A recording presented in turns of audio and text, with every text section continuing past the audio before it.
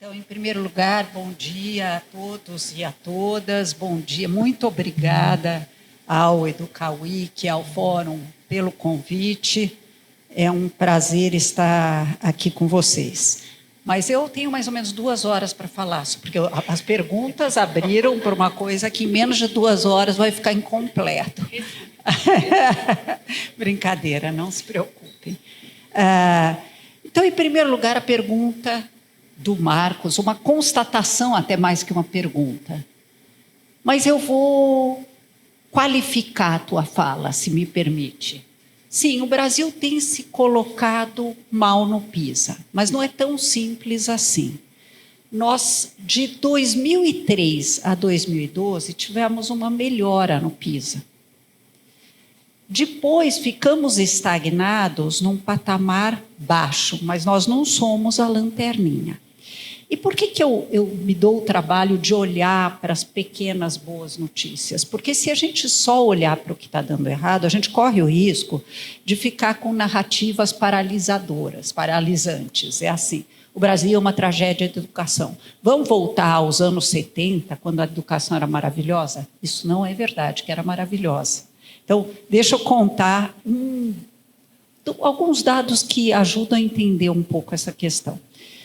O Brasil foi um dos últimos países a universalizar o acesso ao ensino fundamental no continente americano. Eu estudei, eu sou mais velha, acho que todos aqui, né? Não sei na plateia porque eu não enxergo direito, mas eu estudei nos anos 60. No final dos anos 60, o Brasil tinha só 40% das crianças no primário, no então chamado primário. O Chile já tinha 73%, a Argentina já tinha 62%, sem falar dos Estados Unidos ou da Europa. Nós demoramos muito tempo para universalizar. Foi só na primeira década do século XXI que nós universalizamos o acesso ao ensino fundamental. E por que eu estou falando isso? Para me consolar? Não, porque a escolaridade dos pais impacta nas chances de sucesso escolar de seus filhos. Então, isso é uma questão a se levar em conta. E o brasileiro médio de mais de 15 anos, no começo dos anos 2000, tinha 4,9 anos de escolaridade. Então, nem completava o primário. Tendo dito isso, nós também tivemos alguns avanços. Se eu olhar para o IDEB, desde 2005, a cada edição do SAEB/IDEB, os anos iniciais vêm melhorando. Não vou falar estou falando antes da pandemia. Nos anos finais, nas 5 últimas edições, quer dizer, até 2019, o Brasil melhorou nos anos finais. E no ensino médio, em 2019, pela primeira vez, melhorou no ensino médio também. No entanto, os problemas estão corretamente identificados, Marcos. De fato, o Brasil, a 12ª economia em termos de PIB, para falar de hoje, não pode ter como desculpa que nós somos um país pobre, portanto, vamos mal em educação. Não, não. Nós somos um país profundamente desigual, mas pobre não. Nós somos um país que ainda, depois de toda a crise, inclusive a crise da Covid, ainda é um país de renda média alta até. Bom, mas você me pergunta de professores. Como é que a gente transforma?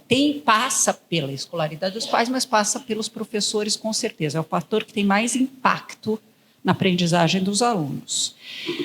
E nós temos alguns problemas com os professores, mas não são óbvios os problemas dos professores. A imprensa apresenta o professor como alguém que mereça a pena. Vejam as narrativas sobre professor, sempre. Coitado do professor, como ele sofre.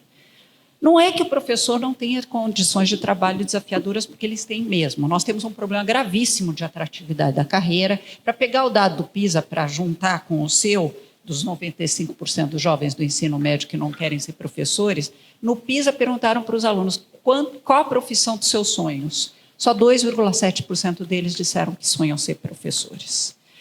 A baixa atratividade da carreira está relacionada, sim, ao salário, às condições de trabalho, entre elas o fato de que os contratos são fragmentados, eu dou aula em 3 ou 4 escolas para poder completar um salário, mas também a essa atitude da sociedade de olhar para o professor com pena, não com respeito profissional. E o professor não se sente legítimo em ter orgulho das suas práticas. Parece que é feio eu achar que eu dei uma aula porreta.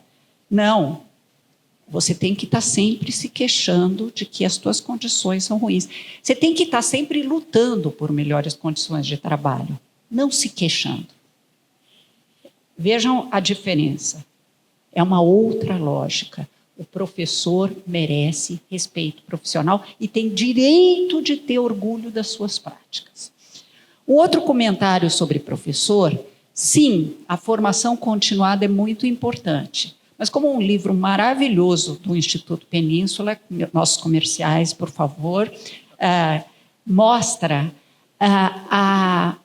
você tem que olhar muito para a formação inicial, como é que a universidade prepara o professor para ser professor, que, na verdade, é completamente desconectado da prática que ele tem que ter na escola.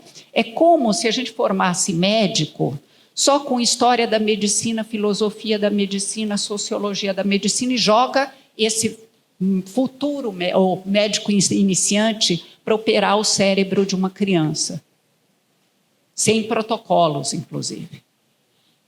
Não, a formação do professor tem que ter teoria, sim. Não estou desrespeitando a teoria, pelo contrário.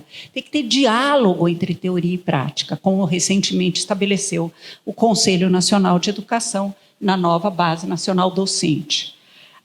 Além disso, é muito importante que você caminhe para aquilo que os 40 primeiros no ranking do PISA, eu sei que é feio falar de ranking, mas eu vou falar assim. Pronto, falei. 40 primeiros países no ranking do PISA, quantos deles têm só 4h30 de aula? Nenhum. Quantos têm só 5? Nenhum. Eles têm entre 7 e 9 horas de aula. Não é aula o tempo todo, mas é clubes de matemática, de dança, esportes, espaços para interação entre os alunos. E os professores têm dedicação exclusiva a uma única escola. Isso faz toda a diferença. É para aí que nós temos que caminhar. Ensino em tempo integral, com uma proposta inovadora e com professores alocados a uma única escola. Eu teria assim, mais 2 horas para falar, mas eu acho que eu não tenho direito de fazer isso. Mas só com isso a gente pode ter aquilo que está subjacente ao comentário inicial que você fez. Por que nós não estamos discutindo a gente sempre sabia a escalação da seleção nacional, da seleção brasileira na Copa. Porque nós estamos discutindo projeto de país. E qualquer projeto sério de país passa pela educação. Educação de qualidade para todos e para cada criança.